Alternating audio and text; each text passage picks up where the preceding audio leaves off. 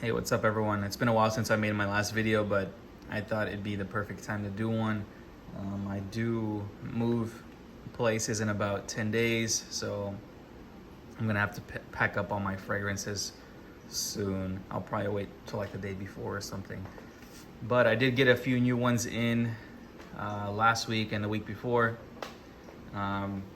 It started with this one originally.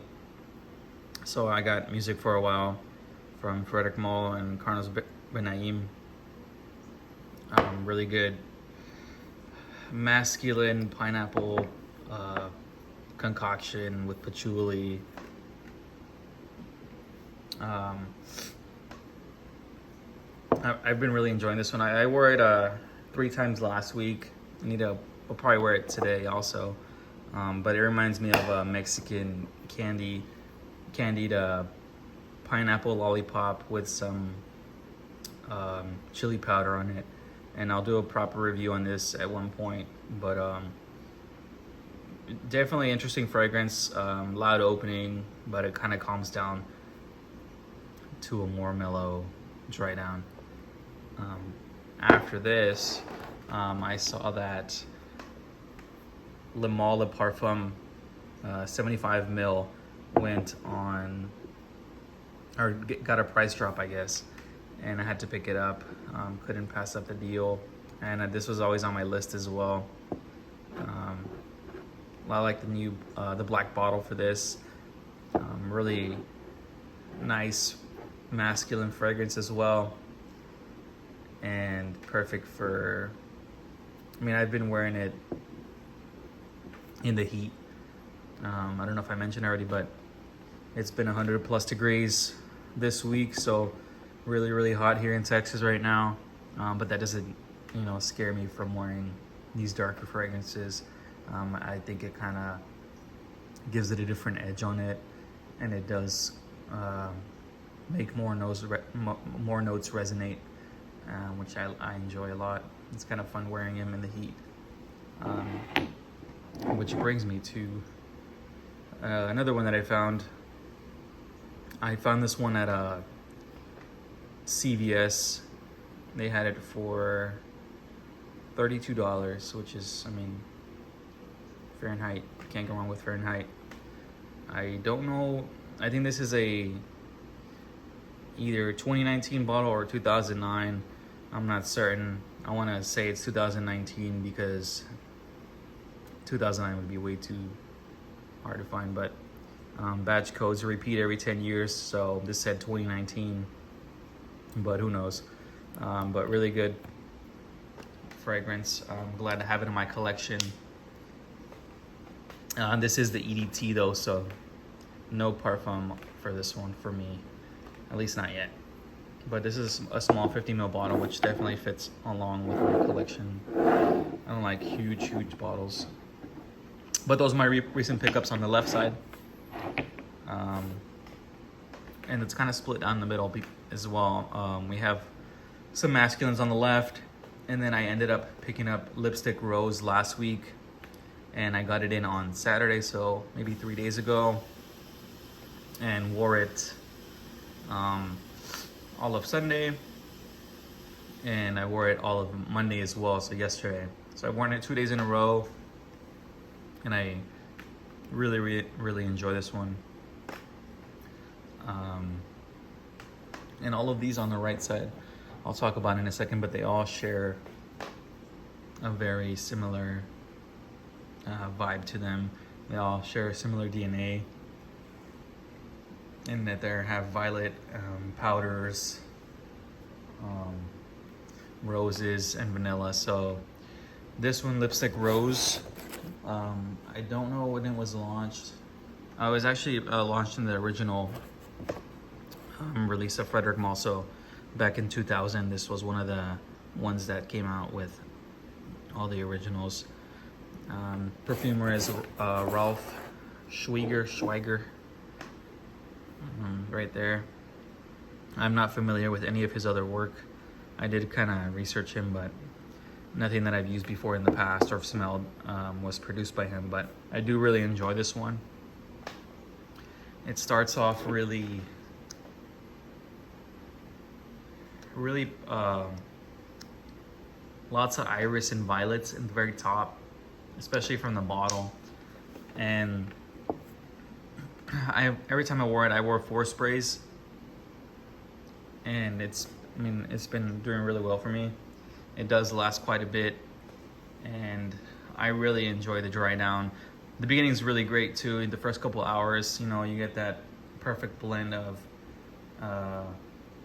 violet and iris, slight musk. There's a little bit of rose in there, and then the dry down, I started picking up a lot of vanilla in the dry down, and the vanilla is very interesting in this one. It's not your traditional candied like vanilla. This one is very cakey, so it does taste, or it does smell like a vanilla cake would smell, or even the batter. So it's a really interesting dry down that doesn't project as much, but you know, if you put your nose on your wrist, you're gonna definitely smell that cakey vanilla, which is very nice. I do love a good dry down. And I did start noticing, I mean, a lot of fragrances use vanilla in the dry down, and I really enjoy that. It's kind of like a reward, you know, at the very end. You smell a very good vanilla, which I enjoy. Le Male also has a really good vanilla dry down, but it's cardamom, lavender, I forgot what else, but then yeah, the dry down's vanilla. But I really enjoy this one. I'm glad to have it. There's still a couple more Males that are on my list, but I'll get them eventually. Monsieur is still number 1, but for some reason I still haven't picked it up. Same with Rose and Queer. But going on to these fragrances on the right, Misia, I bought for my girlfriend 2 Christmases ago, I believe.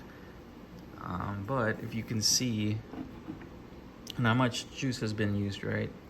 So I really like this one when I smelled it in Chanel, and I was like, oh my god, I gotta have this one. So I bought it for her thinking she would like it. But if you've smelled Misia before, you know how strong it is. You know how powerful and abrasive it is at the very beginning, even from the bottle. If you smell this from the bottle right now, it's just super, super loud. Not very quiet, so it is obnoxious to some people, and I guess it is obnoxious to her, so she hasn't really worn it. But the times she has worn it, I fell in love with it over and over again. But she always makes the joke that I bought this fragrance so that I could have it in my collection, which, I don't know, maybe I did it subconsciously. So anyways, these two smell exactly the same, or 80% the same straight from the bottle, but once you actually wear them and kind of go through them, you're gonna notice a lot of differences. Lipstick Rose is, like I said, a lot more softer, quieter, more polished, I would say, whereas Misia is, you know, a little more textured. You do have a really, really strong violet accord, and Misia is a lot more fruity at the top as well. So you got raspberry and peach in there, as well as lychee. And Lipstick Rose has some fruits as well, but they're not as loud as they are in Misia. But yeah, both are very beautiful. I enjoy both. And then I've mentioned this before in one of my update videos, I guess, but that is Balenciaga Paris, which was composed by Olivier Polge as well, who did Misia. I believe Balenciaga Paris came first, and then Misia. I could be wrong, but this is a more tame version of Misia, I would say. Same thing again, you know, you got your violets, your powders. I don't think there's many fruits in this one. So this one has, you know, a little bit of absence of fruit, but it is really, really good. I do wear this Balenciaga Paris a lot when I go to bed. It just smells really beautiful to me. Although my girlfriend says it smells like a grandma, but I don't believe that at all. This is a really great fragrance. I keep recommending this to people. So if you can find this for, you know, for 60 bucks or 70 bucks or even cheaper, I recommend picking it up. This is a 100 ml bottle and I put a big dent in it and I haven't even had it for that long. So really beautiful fragrance. I do enjoy that one a lot. And the last, you know, powdery violet fragrance I have is Iris Poudre by Pierre Bourdon for Frederic Malle. If you know this one, you know how beautiful it is. This one's a lot more powdery. Violet's not too heavy in this one. Very well blended as well. Pierre did a really good job on this one. Slightly musky on this one. And there are a couple of fruits listed on this one, like bergamot and orange, but they're very, very, very minimal that I don't really detect any at all. But that is my violet collection / powdery collection. All very similar DNAs. I don't really have a favorite right now of these. You know, they all have their different purposes.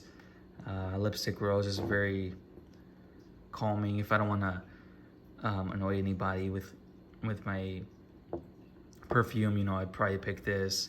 Not too loud or anything. If I want to stand out, I will definitely wear Misia, which again, I love this one. I don't know, maybe it's just the opening note that I fell in love with, but those fruits are really, really good. And I do like a loud fragrance as well. Balenciaga Paris, super light and easy to wear. Maybe if I'm just running errands or going to bed, you know, post shower or something like that.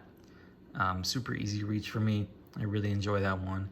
And then Iris Poudre is more of a special occasion type fragrance, I would say, for me.